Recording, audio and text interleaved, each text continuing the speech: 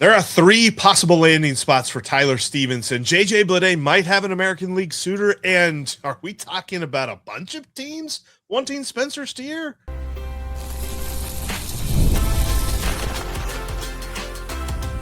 You are Locked On Reds, your daily Cincinnati Reds podcast, part of the Locked On Podcast Network, your team every day. Hi there, welcome in. Thanks for being an everydayer. I'm Stephen Offenbaker. He's Jeff Carr. Today's episode is brought to you by Game Time. Download the Game Time app, create an account, and use the code Locked On for $20 off your first purchase. A little bit later in today's show, we are going to tell you what this Seattle series proves. Some interesting takeaways from what is happening out on the left coast. Also, we're going to get into the Tito problem of it all. There are some things that we are seeing. There are some things that I'm sure you are seeing, and we're going to talk about them coming up here in just a few minutes. But where we are going to begin, Jeff, is with the rumor mill. It is rumor season. The Reds have declared themselves open for business. They are sellers. They are looking to move some dudes. They are looking to prepare for 2027 and beyond. And there are three guys right now drawing the most chatter. Now, that chatter doesn't necessarily have to have come from a team. There are a lot of people talking about three guys from the Reds, specifically Tyler Stephenson, JJ Bleday, and Spencer Steer. There are three different teams that Tyler Stephenson, honestly, Nick Krall should be maybe just have three different phones, like one for the Yankees, one for the White Sox, one for the Dodgers, as they continually text and call about Tyler Stephenson, because the Dodgers lost their catcher, Will Smith, for an extended period of time.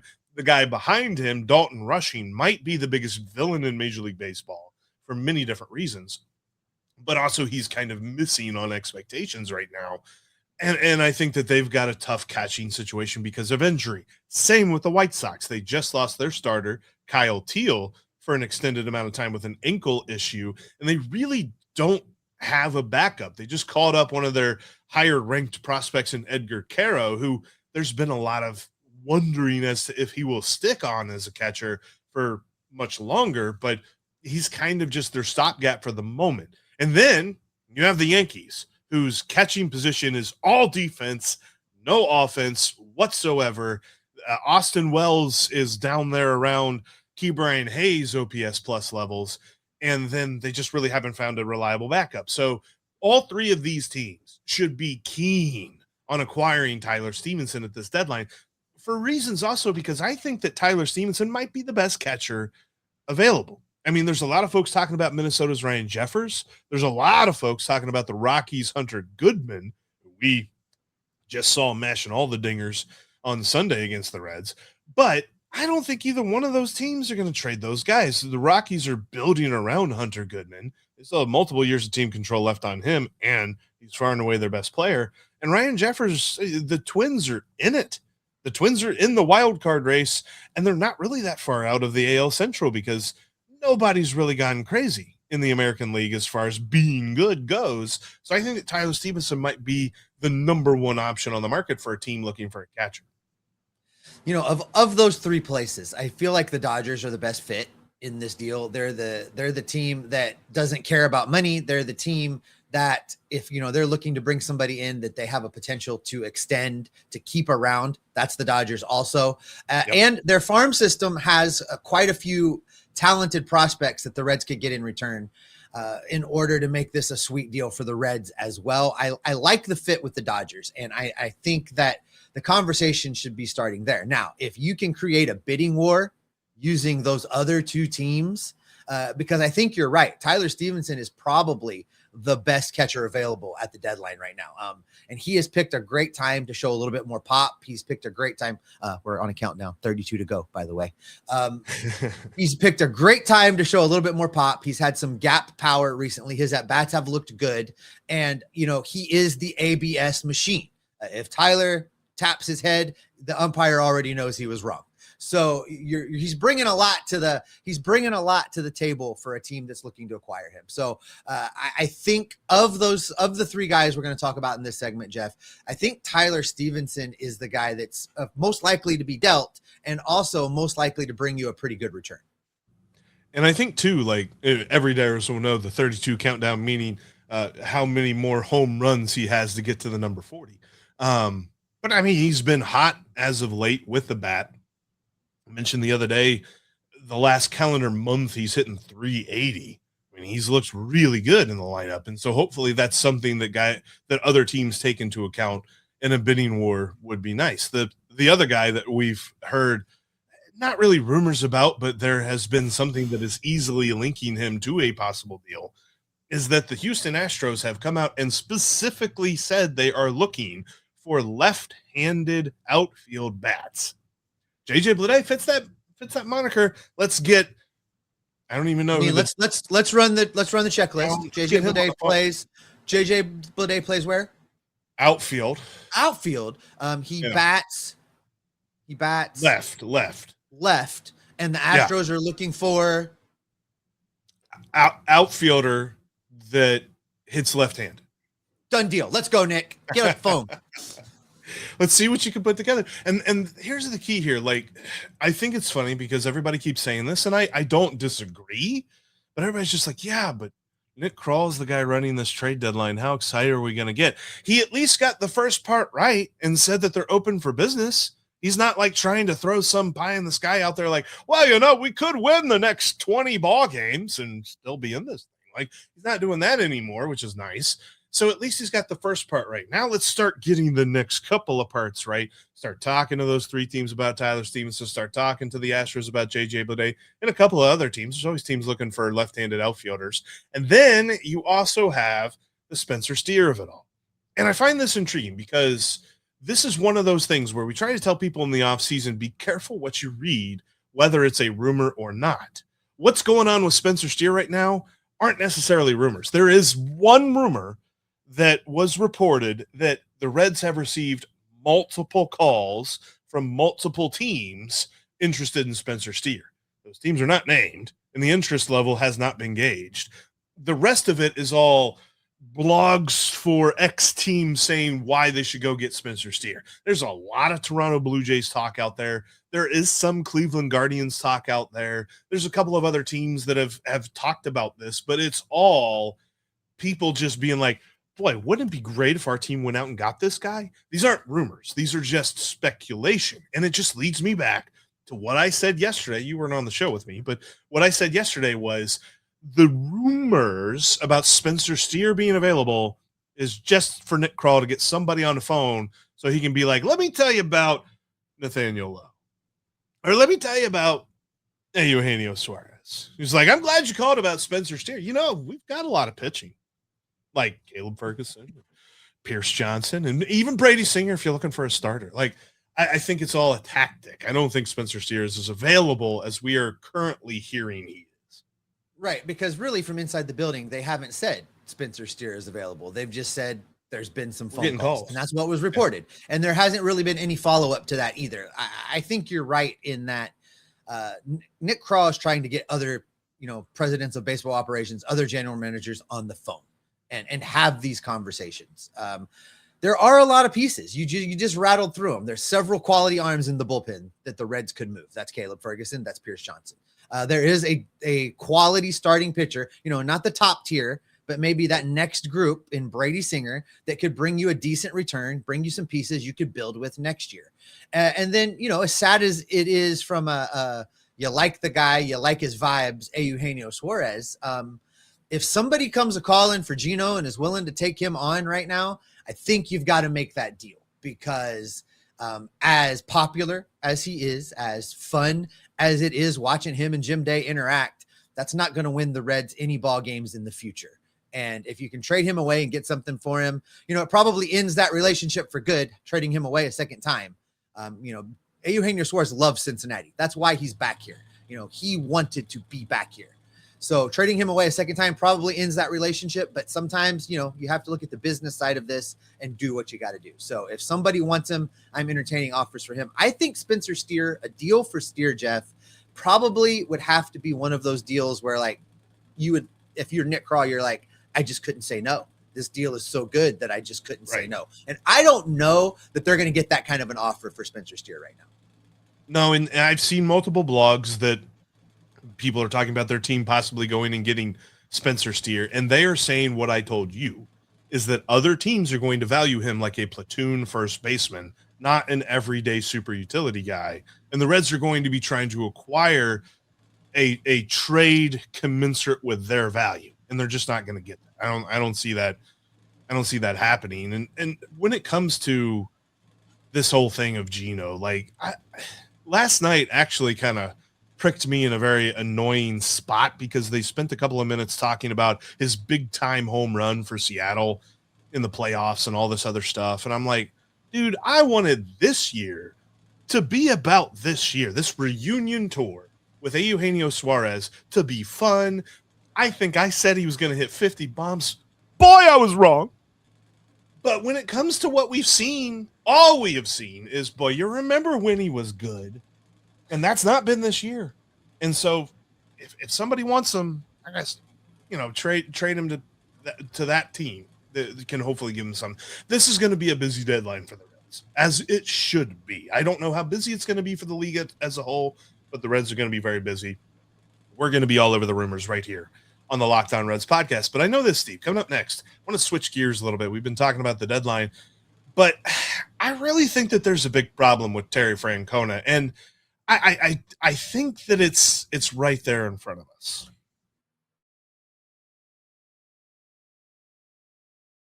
The next time that you buy a ticket for an event, you've got to use Game Time to do it. I use Game Time all the time, whether I'm going to a baseball game or I'm going to a football game. Maybe I'm going to a concert. I don't do that a lot, but when I do, I use Game Time because Game Time gives me the best view of wherever it is you're trying to buy your ticket at. And they give you your all-in pricing up front. To make it simple, they make the ticket buying process simple.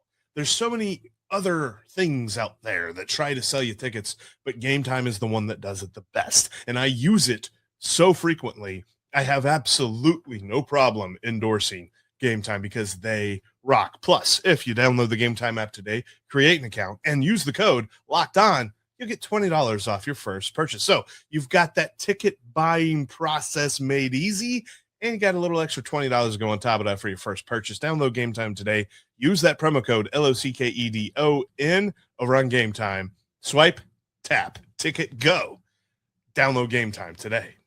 Support for today's episode comes from Indeed Sponsored Jobs. When workplace chaos hits and you need the right hire, Indeed Sponsored Jobs helps connect employers with candidates who match specific needs like skills, certifications, and location. So less time gets spent searching and more time gets spent finding the right fit. People are finding quality hires on Indeed right now. In the minute that I've been talking to you for this ad, companies like yours will have made 27 hires on Indeed, according to Indeed worldwide data. We know what it's like if you get the wrong hire in your organization. It disrupts everything. It jams up your flow. It just isn't good for you or your company. Indeed solves that problem. Spend less time searching and more time actually interviewing candidates who check all of your boxes. Less stress, less time, more results. When you need the right person to cut through the chaos, this is a job for Indeed Sponsored Jobs. Listeners to Locked On Reds can get a $75 sponsored job credit to help get your job the premium status it deserves at Indeed.com/podcast. Just go to Indeed.com/podcast right now and support Locked On Reds by saying you heard about Indeed on this show. Indeed.com/podcast. Terms and conditions apply. Need to hire? This is a job for Indeed Sponsored Jobs.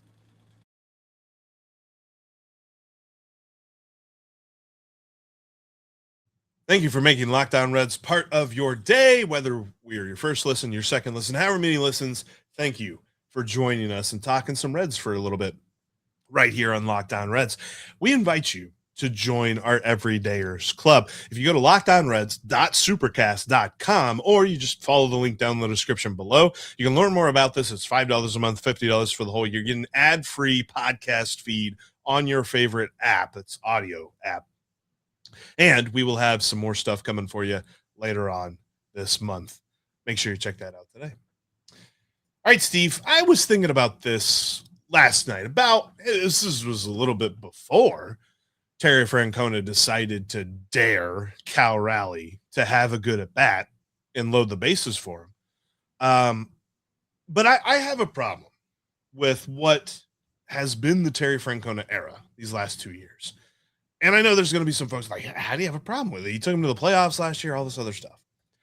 I don't believe that he is the biggest problem with the Reds, but I also do not believe that you can put him in the solution category. There's not been a point where I'm like, this is why the Reds are not as bad as they could be. And to me, that reminds me of the guy he replaced. Because I never said David Bell was the problem, but I never said David Bell was the solution either. What do you want Terry Francona to do? They're giving him a steaming hot pile of garbage at times and expected him to make a souffle. He's doing the best he can on a roster that's constructed with no outfielders, a roster that had lost 2/5 of its rotation before it ever left Goodyear, a roster that opened with its big shiny new bullpen arm on the injured list, a roster that has not been whole since day one. I don't know what you want Tito to do. Terry Francona was brought in here to manage a bunch of young, talented players and get them over the hump. Now, you're right. They did back their way into the playoffs last season, but Terry Francona is not the reason that Matt McClain forgot how to play baseball. That's not Tito. Terry Francona is not the reason that Ellie De La Cruz injured his wheels and his base running prowess was cut dramatically down. Terry Francona is not the reason that this organization relied heavily on TJ Friedel and then it bit him because TJ Friedel is a shell of the guy that he once was. None of those things Tito can control. Tito was brought in to be a player's manager, to get more out of the young guys and to manage a group and teach them how to be professional baseball players and have a winning culture. You can't create a winning culture out of what Terry Francona was handed back in March. But that's my sticking point. Like, who is playing the best baseball of their career right now? Sal Stewart, JJ Bleday, and I think that's it. I don't know where the Tito effect has taken place. All right, Chase Burns.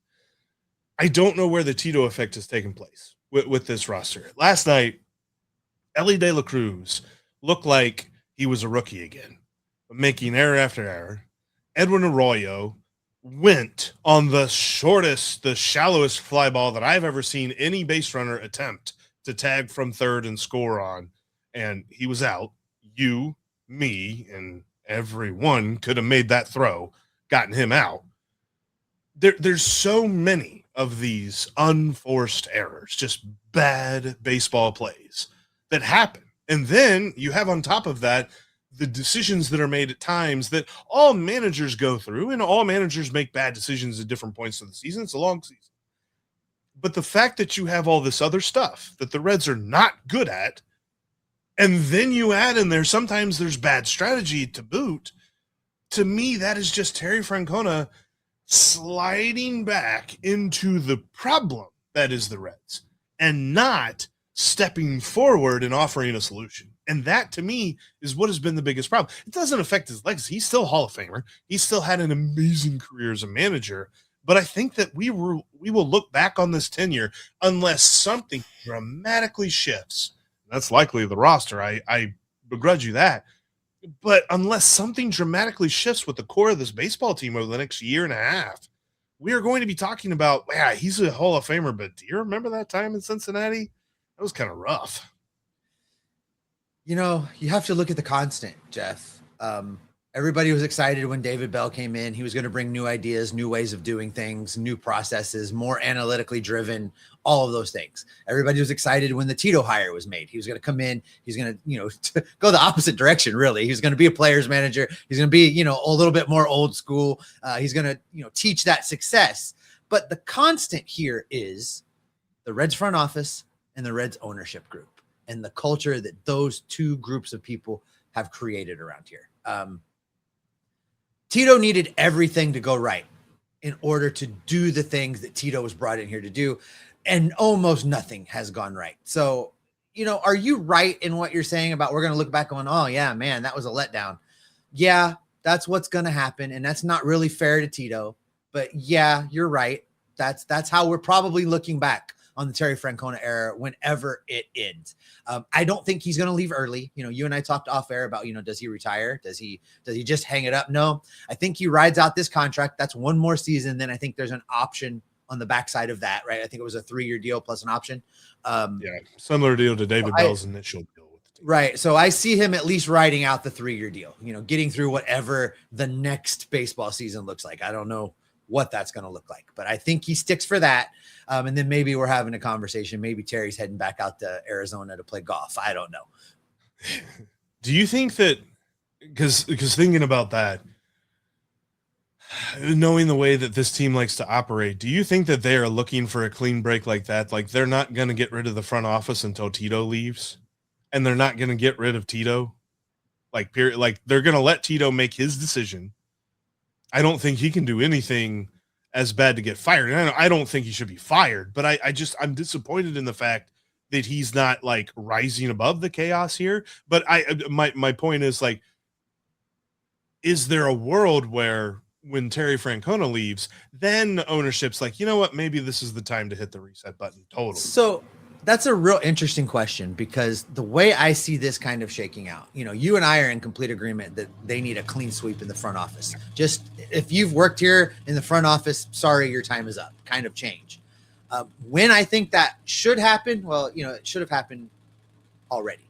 But when I think it will happen is I think it will be immediately after they get a new CBA. You get a new CBA. We know what the new rules are. Clean sweep the front office, bring in new people to execute that new mission with the new CBA. And then, Terry Francona will have some evaluations to make. I don't think they'll fire him is what I'm saying. I don't think they're going to fire Terry Francona. He leaves or he stays. They're not telling him to do anything. Right. Yeah. So at that point, when the Reds change the front office, Francona will have a decision to make. Do I want to stay for one more year and see what this is all about? Or do I want to get out of the way too? And that will be the question that Terry has to ask himself. But that's kind of how I see this playing out. I see a front office regime change immediately after the CBA, and then Francona making a decision as to whether or not try and ride that ride. I think this has officially cemented in my mind, though. And I think I used to believe this, and then whenever Terry Francona was hired, I'm like, okay, maybe I'm changing my mind here. But I've cemented it in my mind. The manager's just not that big of a deal. You've got to have a roster that makes sense. Yep. You've got to have that. And if you don't have that, you could have Sparky Anderson reincarnate manage this team, and it's just not going to do it. All right, Jeff. We've been watching a interesting series take place out in Seattle between the Reds and the Mariners. And coming up here in just a minute, Jeff's going to tell us what it all proves. Today's Locked On Reds is brought to you in part by FanDuel. Baseball fans, you think you know who's hitting a homer today, right? Well, FanDuel is giving you a free chance to call your shot with daily dingers. It's easy to play. Just make your free pick for who you think will hit a homer in tonight's game or today's game, whatever game you're looking at. If you're right, you'll receive a profit boost to use on your next bet for a chance at extra winnings. Best of all, you can make a free pick every day throughout the rest of the Major League Baseball season. Looking at tonight's matchup, you got Luis Castillo on the bump for the Mariners. Yeah, La Piedra. The memories. And we got Chase Burns on the bump for the Reds. It's going to be an interesting one. I don't know who's going to hit a homer in this one, or if there will be. Maybe whenever the bullpens come in. Hopefully not with the bases loaded and Cal Raleigh up. I'm over it. I'm over it. Anyway, maybe I take Spencer Steer to hit a home run off of Luis Castillo because he likes the pitches that don't stay straight. So are you ready to play your game today? Join all the action over at FanDuel.com. That's FanDuel.com to play daily dingers and make your free pick on who's hitting a homer tonight. Play ball and swing for the fences on FanDuel, an official partner of Major League Baseball.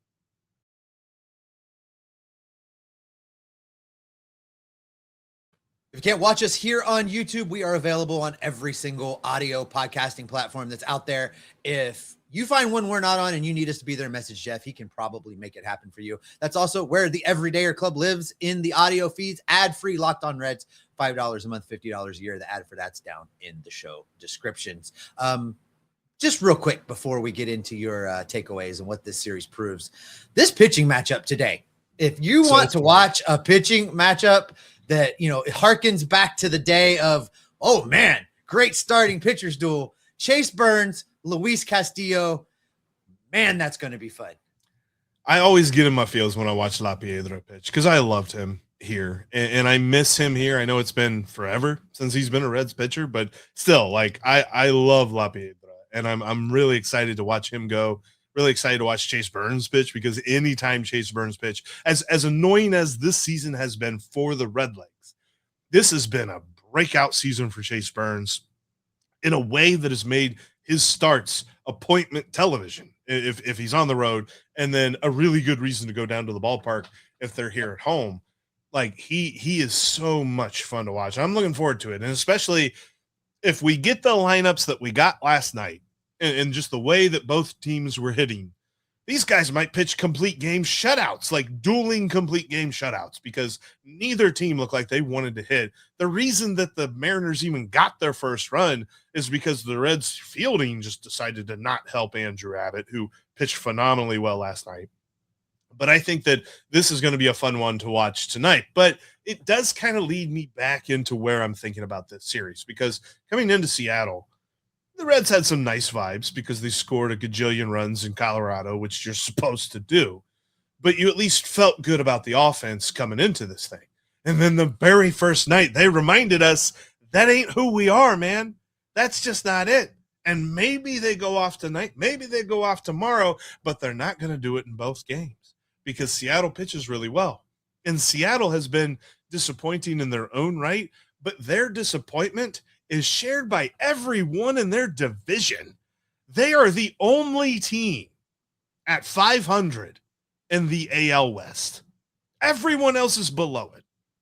And they could win their division, as annoying as they've been. And if you've seen any Mariners content, if you've checked out our friends over at Locked On Mariners, which we should be crossing over with them after the series is over, because I kind of feel like these two teams are Spider-Man memes. It's just one of them has a very good universe that they live in, and the Reds don't. But when it comes to this series, like this was going to be the series. Okay, you win 2 out of 3. I'm going to start feeling good. And you can kind of have that happen with these last 2 games. But the way that they showed up in game 1 just makes me believe that they might get swept in this series, because it looks like there's no fight. It looks like this team's checked out. Like I said it last night, looks like they hit the simulate the trade deadline button. And we'll see what happens after that. But right now, this team is lifeless and is just not competing to a point that I think they can get back into any conversation that has them being anything but sellers. Yeah, in July, before the trade deadline, I don't want to think that they've already reached going through the motion status. But yesterday's game sure did look like they were in going through the motion status. And I hope that somebody that has the respect of that locker room, if that's Tito, if that's somebody that's on the team of players only, I hope that somebody was like, guys, pull your heads out. There's a lot of baseball left, and we cannot do this for months. Like, we've got to play this game better. It was a pretty pitiful effort in yesterday's performance. I'm trying to rack my brain. I know that there's been a players only meeting. I think it was back in May. Mm-hmm. And I think Tito has done the whole, let's bring them all together and do a meeting thing. Like, I'm trying to think in like almost terms of like video game life. Like, have they already used up both of those abilities? Are they done? Like, is there a meeting? Can Nick Krall call a meeting? Can Nick Krall? No, we don't want that. I think, can we have a fan only meeting? Let's get a fan only meeting together and we'll tell the players about it. And then the players will play better when they know that all of us fans got together and shouted at each other about it. I don't know. Like, this season, man, this season has been so draining because the expectations made sense. The team did things in the off season. There was so much lining this up. And I know we've rehashed this a million times, but like, it's worth pointing out that the expectations were real and they were founded. And then in April, they were substantiated. And then in May, they're just like, just kidding, guys. And I don't know what you thought it was going to happen here. Yeah, somebody, JK. And that is where we're going to go ahead and wrap it up for today. Thanks as always for making Locked On Reds your first listen each and every day. We appreciate you being here. Listen, if you have not clicked that subscribe button, if you have not clicked that notification bell, do that right now. Get that done for us. You're going to get all of the great content we've got coming your way. We're going to be all over this trade deadline. Once the trade deadline is over, we're going to begin to set things up for what the offseason could and might look like. We're going to begin to set up 2027. We're going to have all kinds of information for you, and you'll get every bit of it if you click those buttons. That's also going to get you the postcast with Tim Daniel. He goes live after each and every Reds game. No matter what time zone they're playing in, Tim will be there for you right after the game concludes. For the audio folks, we're going to send you over to Locked On MLB. There's 3 great shows over there covering Major League Baseball. Sully's got you covered, MLB. Former Reds reliever Mike Stanton's over there and back to the bullpen, talking ball from a retired player's perspective. And, of course, MLB Game Nights, watching every single game, every single night so that you don't have to. If you've not checked out that show, it's a fun show. All of the experts of the Locked On Network are jumping in there to keep you caught up on the happenings of Major League Baseball. For the video folks, you're heading over to Locked On's first ever 24/7 national YouTube channel, where every single host of every single show is talking ball 24 hours a day, 7 days a week. There's always something good going on that channel. Jeff and I are going to be back in your feeds tomorrow, hopefully, for the love of God, talking about a win of any kind, something. Come on, 1-0 Reds. I'll take it. I don't care. Just win a little bit. We'll have you covered with that. We'll be back in your feeds tomorrow, gathering up all of the news, the notes, the rumors, the reports, and the information to keep you locked on Reds every single day. Chase Bird.